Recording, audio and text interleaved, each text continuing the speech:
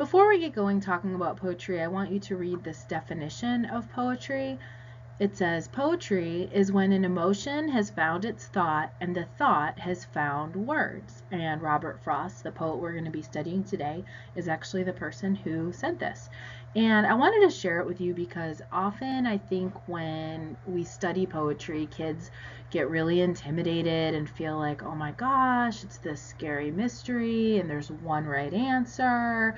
And if I get it wrong, my teacher's going to think I'm dumb. And people are really intimidated by poetry. And I just want to point out that the people who write poetry are writing it to communicate an emotion or a thought that they feel like somebody else is going to relate to or understand. People write poetry because they're so in love or so angry or so happy or so sad that those emotions are spilling out of them. And the only way that they feel like they can get them out in a healthy way is to write them down in poetry.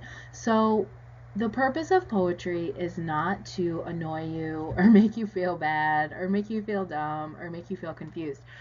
The person wrote the poem to share an emotion that they feel like is going to help them connect with another human being. And I think if we keep that in mind, that what we're looking for is some kind of experience.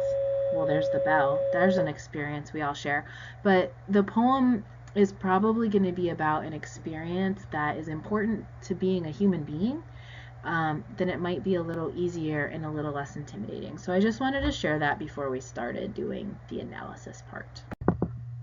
Okay, before we get started, make sure your teacher has handed out the paper that looks like this to you. It's your name and explain chart for the poem Oranges by Gary Soto. So before we can move on, everybody's going to need a paper that looks like this.